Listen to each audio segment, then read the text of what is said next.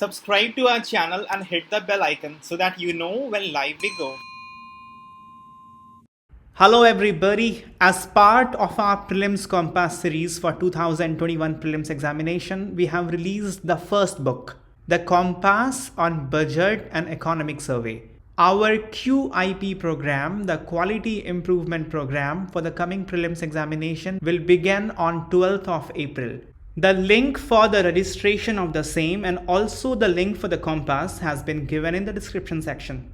Now let's begin our discussion on today's newspaper, The Hindu, Delhi edition, dated 3rd April 2021.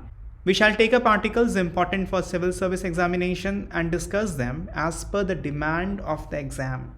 The articles that we are going to take up for the discussion have been tabulated on the screen and the timestamping for the same has been given in the description section.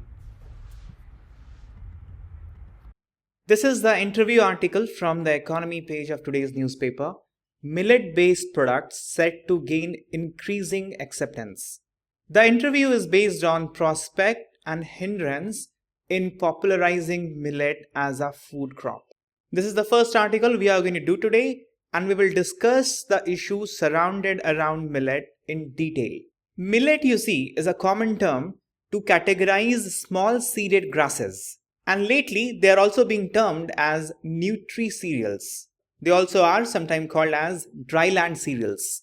The common form of millets, as you would know, are jowar, also called as sorghum, bajra, pearl millet, ragi, finger millet. This is a categorization of millet of some grasses called as small millets. Foxtail millet, porso millet, barnyard millet, kodo millet. Kodo millet actually originated in India. It is the only millet that we consider to have origin in India, and it is very well suited for tropical and subtropical regions. Kodo millet has one of the highest drought resistance. You must know that India is the leader in production of millet. For a very long time there was no parallel to India, but now Nigeria and China are catching up. And these three countries alone account for 55% of global millet production.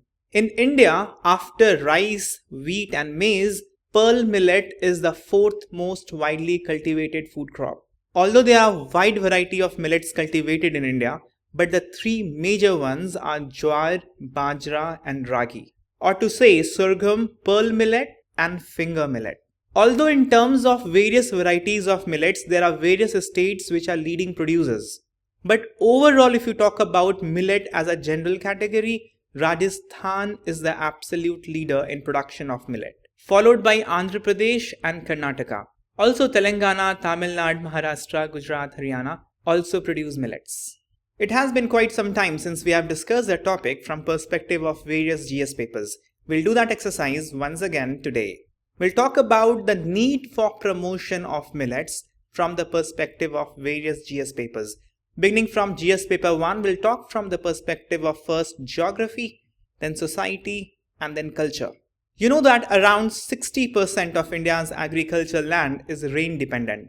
And large areas, as you can see in this heat map, they are arid, semi-arid. More clearly you can see here, the region that falls into the category of arid or semi-arid, that is a large percentage of India's landmass.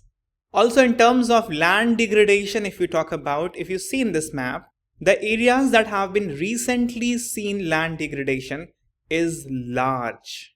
The degradation has happened because of various reasons like water erosion, because of water logging, because of salinization in the region of Punjab, Haryana, Uttar Pradesh, also because of wind erosion in the western part of India. So these are geographical constraints and problems of Indian landmass. And hence promotion and production of millet suits very well to the tropical location of India apart from the constraint of being monsoon dependent. If you move further into the syllabus of GS paper 1 after geography, you will find the syllabus of society. In the syllabus of society, you will find a topic poverty and developmental issue. And very often questions are asked from this section of poverty and developmental issues. From various studies it has been seen that there exists a proper linkage between millet production, poverty reduction, malnutrition alleviation and rural development. The linkage will become more intuitive and visible to you as we move further into our discussion. See, there are different sources for poverty estimation in India, and various sources have given the numbers between 37% and 77%. For example, Tendulkar Committee pinned down the number to 37%, 42% of poverty in rural India and 26% in urban India. The Saxena Committee gave the number as 50%. Arjun Sen Gupta 77%. World Bank has estimated 42% of Indian population to be living below the standard international poverty line that was of $1.25 per day in terms of PPP. And if this line is increased to $2 per day, then the percentage of population shoots to 80%. In terms of multidimensional poverty index of United Nations Development Programme, 54% of Indian population are poor. Associated with the issue of poverty is the issue of nutrition, and the nutritional status is also very poor in our country. According to the recently released data of National Family Health Survey 5, you would know that more than half of children and women are anemic in 13 states. There has been increase in the childhood stunting from the data released in National Family Health Survey 4. Prevalence of blood pressure, hypertension has also increased. And lifestyle-related diseases like being overweight or obese, their prevalence has also increased both among children and adults. Millet production is said to solve this problem of poverty and the problem of malnutrition. First of all, millets are drought resistant. They require very little external input in terms of chemical fertilizers, water supplies, and other inputs like technological inputs. So the cost of production decreases. They are also highly nutritious. They are rich in iron. They are richest in calcium.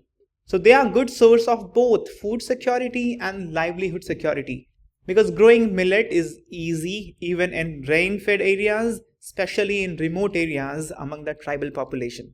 Millets has dual purpose of both food and fodder.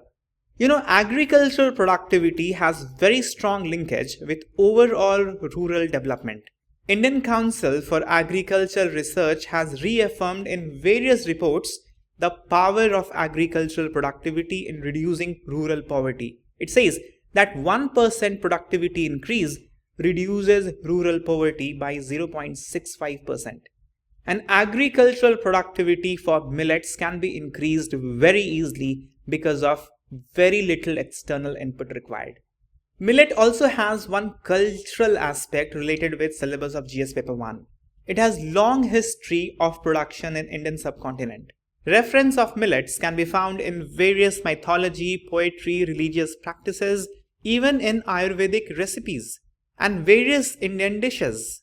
Millets still today, they are a very important part of socio-cultural fabric in various societies in India. Now let's jump from GS paper 1 to GS paper 3. We'll come back to GS paper 2 after this. In GS paper 3, we'll touch two areas, economic development and environment. Under the syllabus of economic development, you'll find this topic, major crops. And in the topic of major crops, you'll find various subtopics. One of the subtopic is cropping patterns in various parts of the country. So definitely you have to cover millet in this topic of major crop, because as we have seen before, millet is the fourth important food crop in India. So let me tell you a little basic. First of all, millets are photo insensitive, meaning they do not require a specific photo period of sunlight for flowering. And millets are generally thermophilic. They grow better at higher temperature. And they also are xerophilic because they can grow well even in the condition of limited water availability. In contrast to millet, if you look at other important food crops in India, like rice, wheat and maize, wheat is highly thermally sensitive and it demands a very narrow range of temperature for growth. If that is breached, the production of wheat is adversely affected. But millets are so good, they have no such demands. Pearl millets, they can actually grow in a very poor soil condition as well. They can grow in sandy soils because they can absorb moisture from the soil very effectively. In the category of small millets, we have talked before, kodo millets, which has its origin in India, they can grow very well in adverse climatic and soil conditions. Millets, you must also know, follow the C4 photosynthesis mechanism. So their ability for carbon sequestration is high. So they actually contribute towards reduction of carbon dioxide. In contrast, if you see, paddy is one of the major contributor to climate change. Methane emission from the paddy field is very high because of rotting of organic matter beneath the water-drenched rice fields. Also, wheat and maize, they also have very high global warming potential. Millets, they do not attract pests and hence they are relatively much free from diseases, which also means that millets can be stored for a considerable amount of time under appropriate storage condition, making them famine reserves. Millets not only have lower carbon footprint, they also have low water footprint because the input demand for water is less. Rice needs actually 3 times more water to grow in comparison to millets. And when India has to support 15% of world's population with just 4% of water resources on earth, production of millet could be really helpful. In terms of economic development, we'll also talk about economic parameters. For example, employment. Millets are largely grown through traditional methods, although technology will help in the post-harvest process. But largely it employs traditional method for cultivation. So the employment support is higher. Millet cultivation can also prove to be sustainable income sources because of lower input cost and less sensitivity with respect to climate or weather. Capitalizing on production of millet will also help in the export because in Africa, 40% of the food demand is met by millet. And there's a big market for millet export in Africa and otherwise.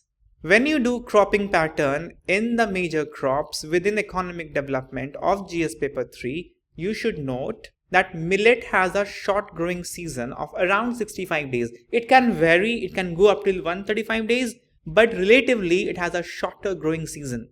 And this allows it to be part of multiple cropping systems, both in rain-fed areas and irrigated areas. Also, as we have discussed before, millets more effectively sequestrate carbon. So it is very helpful for the other crop and hence can be utilized in intercropping system. Now we come to GS paper 2.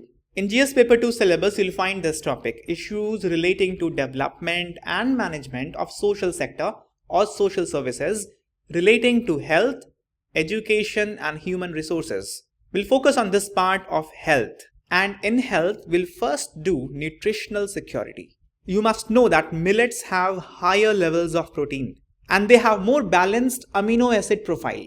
They also have higher dietary fibers, and these two means that they are easily digestible, very helpful for both children and aged people. They are also rich in B complex vitamins like niacin, thymine, riboflavin. They also are source of methionine, the essential sulfur containing amino acid. Not only vitamins, they are also good source of minerals like iron, folate, calcium, zinc, magnesium, phosphorus. They also are good sources of antioxidants. Ragi, for example, is known to have highest calcium content among all the food grains. Millets also have very high iron content, and this can be strategically used to fight the prevalence of anemia. Millets also have phytic acid, and it is believed that phytic acid help in lowering the cholesterol level in body. Millets have nutrients like phytate. It is believed that phytate help in reducing the risk of cancer. You know, millets are gluten-free. Gluten are found in very high amount in wheat, and they have low glycemic index. Glycemic index of a food crop or any food indicates how they affect the blood glucose level. Low glycemic index means when you eat it, your glucose level in blood will not spike. So they are very beneficial for diabetic patients. Since they are easily digestible because of high fibers, they also are helpful for gastrointestinal disorders. Since it also controls the blood pressure, so it also helps patients with heart ailments. We have seen before that it has antioxidants. So if there is oxidative stress in the body leading to death of the cell and other complications, millets will also help in that case. We have already seen it has high iron, so will help in anemia. It has B complex vitamins like, for example, niacin, so it will help in pellagra and various other vitamin deficiency related diseases. Now I'm doing a little bit of extension because in GS paper 2 you also have international relation. You know, from 2013 to 18, India exported about 15.4% of world's bajra to around 60 countries. And you must know that more than 40% of global millet consumption happens in African countries. Also because of its nutritional value, the food which are sent to war-torn areas, volatile areas, Yemen, Syria, even Myanmar, India can become an effective supplier of food, exporter of food to these countries. This will help engaging more with the African countries, compete better with China, and increase our soft power in West Asia, in some parts of Europe, and in some troubled areas in Asia. But the production of millet in India is gradually decreasing in terms of cultivated areas and also in terms of total production. Productivity although has increased for millet, but total production and cultivated area has decreased. Millet for a long time has been seen as poor person's food. It has been victim of policy neglect. Very little production support has been given to millet as was given to rice, wheat during the Green Revolution and to a certain extent to maize. Technological support for cultivation of maize is very little. Technological adoption for post-harvest process, although the government has tried by coming up with a scheme in 2012, but the post-harvest technological adoption still is very low. There is problem with remunerative prices. Although it has been included in the MSP regime, but the remuneration offered there for millets are low. It also has been seen that there has been changing preference in the consumption pattern even in the rural areas. Some suggest it has been because of transmission of culture, changing culture from the urban areas through the process some terms as Sanskritization. There also has been impact of mass media because of overt advertisement of packed foods. Rice and wheat-based packed foods are becoming more popular. There are very few brands or the formal sector companies working for promotion of millets. But now things seems to be changing. The year 2018 was declared as the National Year of Millets by the Government of India. And the Food and Agriculture Organization also accepted the request of Indian government to observe 2023 as International Year of Millets. Back in 2012, Indian government launched Intensive Millet Promotion Scheme. This was the part of Rashtra Krishi Vikas Yojana. The purpose was to advance the equipment and technology related to millet harvest.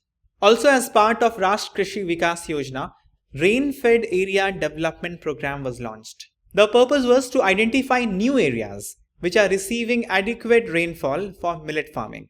Government of India also has given the status of nutri-cereals to millets. It has been included in the system of PDS. Government of India also has recognized millets as anti-diabetic. Recently, MSP for millets was also hiked. Say in 2018, UPSC has asked this question. Consider the following: areca nut, barley, coffee, finger millet, groundnut, sesame, turmeric. The Cabinet Committee on Economic Affairs has announced minimum support price for which of the above. So you must know that MSP is given for millets and that includes finger millet. But it's a different issue, only knowing that will not help you solve the question. But if you know that coffee, tea, these two are not included in MSP, their pricing has a different mechanism, then that will help you come to the right answer. Because if you remove the options having number 3, you will be left with only one option. But nevertheless, MSP are given for millets. Government of India is also encouraging millets to be included in midday meal scheme. Because why not? They are so nutritious. And millets are also being promoted under National Food Security Mission. But however, they are not promoted under National Nutrition Mission. There was a question in 2017 Prelims examination. Which of the following are the objectives of National Nutrition Mission? To create awareness relating to malnutrition among pregnant women and lactating mothers? It seems obviously correct. To reduce incidence of anemia among young children, adolescent girls and women. There are actually targets given to reduce anemia, and this is also correct. Third statement was to promote the consumption of millets, coarse cereals and unpolished rice. And the fourth statement was to promote consumption of poultry eggs. But there is no such target to promote the consumption of millet or the coarse cereals or poultry eggs. So answer to the question was option A. Let me take you through another question of Prelims 2016. With reference to Initiative for Nutritional Security through intensive millet promotion, which of the following statements are correct? We have just seen that through intensive millet promotion, The aim of the government was to advance equipment and technology related to millet harvest. Now let's come to the question. This initiative aims to demonstrate the improved production and post-harvest technologies and to demonstrate value addition techniques in an integrated manner with cluster approach. Verbose but sounding true. Poor, small, marginal and tribal farmers have larger stake in the scheme, yes, because millets are mostly part of dryland farming. The third statement, however, was this. An important objective of the scheme is to ensure farmers of commercial crops to shift to millet cultivation by offering them free kits of critical inputs of nutrients and micro irrigation equipment. This statement is incorrect 3 times over. First of all, commercial crops are also important. You cannot be encouraging farmers of commercial crops to shift to millet cultivation just like that. Second of all, whenever equipments are given to farmers, they are given at subsidized rate. Free kits like this are not given. And thirdly, we have seen that the millets have very little demand of inputs in terms of nutrients, input in terms of water. So free kits of critical inputs of nutrients are actually not given.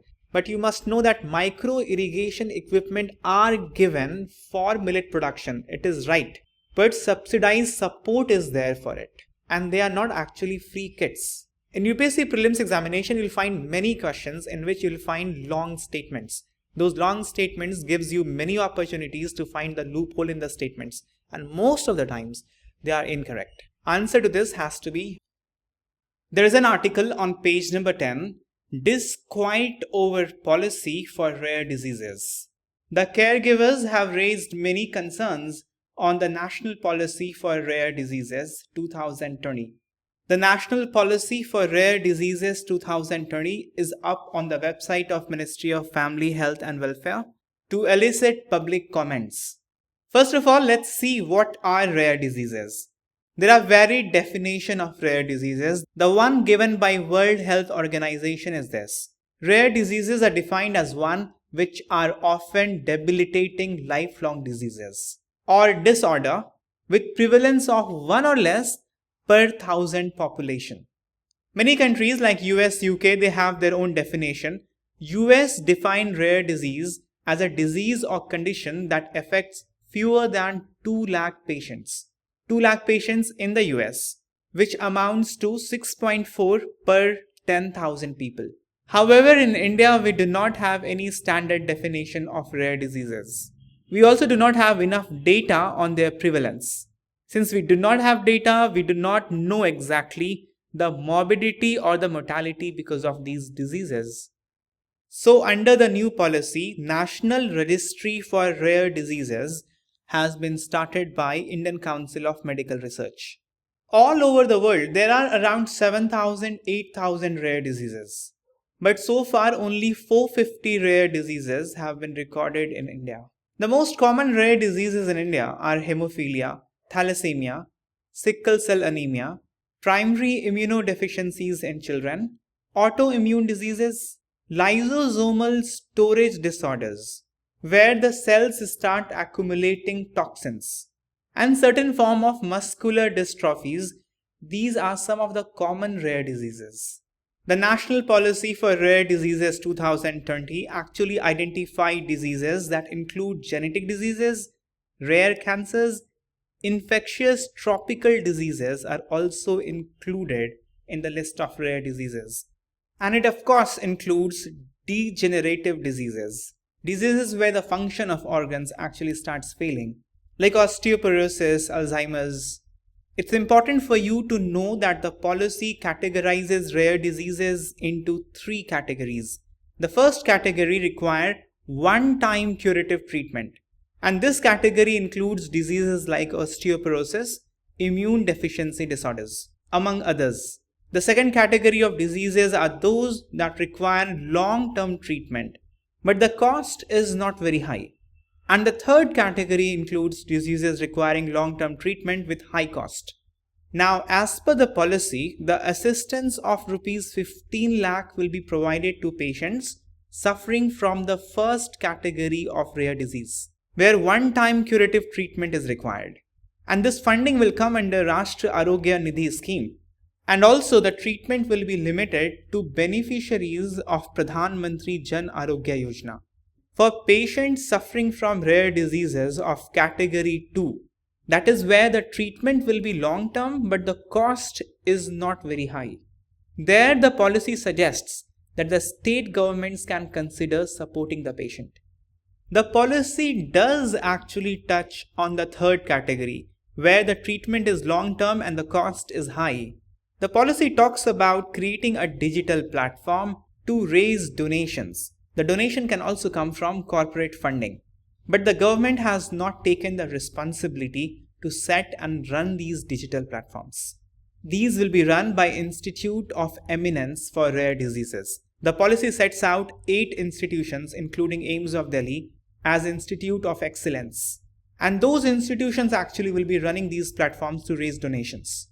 To streamline everything, the policy proposes to set Inter-Ministerial Consultative Committee that will be headed by Minister of Health and Family Welfare. The caregivers, however, have raised many concerns and have criticized the policy on various accounts. First and foremost, related with funding. The proposed financial support from the central government is of maximum rupees 15 lakh.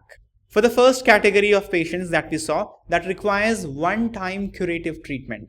But initially, there were talks of setting up a corpus fund of rupees 100 crore. The funding for every patient was expected to be higher. As we have seen, the policy talks about creating a digital platform to enable crowdfunding. But the ministry itself will not do it. That will be done by Center of Excellence. 8 hospitals, including AIIMS, they have been identified as Center of Excellence. So either those platforms managed by Center of Excellence, from there the crowdfunding will come, or the families, they themselves have to do it. Another criticism is that you are categorizing different diseases into one category for financial resources, and you are capping it with rupees 15 lakh. But the financial requirement for treatment of various rare diseases will vary. It can vary from rupees 10 lakh to rupees 1 crore or even more. Also, the new policy actually gives no support to patients whose treatment has already started. Financial assistance will only come to newly registered patients. And direct consideration from the government or the ministry is not there for category 3 patients who require long-term treatment that will have high financial cost. As we have seen earlier, for category 1, the financial help will come from Rashtra Arogya Nidhi Yojana with a capping of rupees 15 lakh. For the second category, the policy suggests that state governments can consider supporting the patient. But for the third category, there is no direct mechanism or guidelines. In general, you can use the digital platform, but it will obviously be difficult for individual patients and families to raise that high amount through crowdfunding. Criticism is also on the account that the policy seems to be a guideline rather than actually specifying actions and putting a proper governance mechanism. For example, the rare disease governance mechanism in USA is often cited. USA has Orphan Drugs Act. This legislation incentivizes the industry by way of market exclusivity, because the market for rare disease drug is already small. So giving exclusive right to develop, distribute and sell the rare disease drug actually incentivizes industry. The Act also has provision for giving grants to the researchers and also tax incentives. But the National Policy for Rare Diseases 2020 does not have such administrative or governance mechanisms. There is an article on page number 4. First farm-based solar power plant comes up in Rajasthan. The state government of Rajasthan has started stand-alone farm-based solar power plant under PN-KUSUM Yojana. PN-KUSUM stands for Prime Minister Kisan Urja Suraksha Evam Utthan Mahabhiyan. This is the scheme of Ministry of New and Renewable Energy. The scheme was announced in the budget of 2018-19. The target is to have a decentralized solar power production of 28,250 megawatt. There are 3 components in the scheme. Component A targets generation of 10,000 megawatt of decentralized, ground-mounted, grid-connected renewable power plants, comprising small individual plant size of 2 megawatt. 2 megawatt is little less than 3 horsepower. Component B targets installation of 17.5 lakh standalone solar-powered agriculture pumps. The individual capacity of these pumps would be 7.5 horsepower. And Component C targets solarization of 10 lakh grid-connected agriculture pumps of individual capacity 7.5 horsepower. So the smallest capacity of the pump is 2 megawatt, a little less than 3 horsepower. The benefit of the scheme is very wide. First of all, it will help the farmers to have stable, continuous and high income, because the barren lands, they can be used to set up the solar power plants. Secondly, the scheme will help in having decentralized power supply. When you have decentralized power supply, power disruption is less. Additionally, when farmers start producing electricity, it will benefit the discoms as well. Electricity given to the farmers, they are highly subsidized. That subsidy actually threatens the financial condition of discoms, the distribution companies. When farmers would be selling the electricity to discoms, they will also get into the habit of saving electricity by saving the use of pumps, and thereby getting into the habit of sustainable use of underground water. Solar pumps in the field obviously will decrease the use of diesel generator, thus helping in controlling the emission of greenhouse gases from the field. But as always, any scheme, any initiative will also have certain lacunas, problems. One of that I have already told you. Now I'm going to tell you in more direct, explicit way. Since the smallest capacity of solar pump is around 3 horsepower, this effectively excludes small and marginal farmers. Second of all, these solar pumps installation will be successful only when the prices of solar panels would decrease. For that, simultaneously, manufacturing ecosystem of solar panels must have started, but unfortunately have not. UPSC in 2018 has asked this question. With reference to solar power production in India, consider the following statements.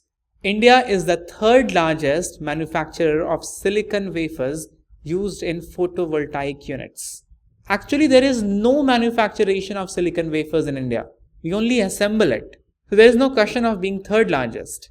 This was incorrect statement. Statement 2 was the solar power tariff are determined by Solar Energy Corporation of India, which was again incorrect. It was very factual, difficult to know at that point in time, but actually it is determined by Central Electricity Regulatory Commission. This article is from page number 15. Government asked PSU refiners to review Saudi oil deals. The terms of contract between the PSU refiners and the Saudi oil suppliers that provide for assured supplies, but the pricing terms that is not very favorable for India, and that's why government is asking the PSU refiners to review the contract. This whole issue of having the prices in our favor and moving in the direction of becoming petroleum independent was discussed in the DNS dated 24th February 2021. You can go through this DNS if you need a discussion on the issue. Now we have come to the end of the session. Answer to yesterday's question of the day and today's question of the day are there on your screen. Please attempt the question, write your answer in the comment section, have some discussion, and also attempt the DNS quiz on our ELEARN platform.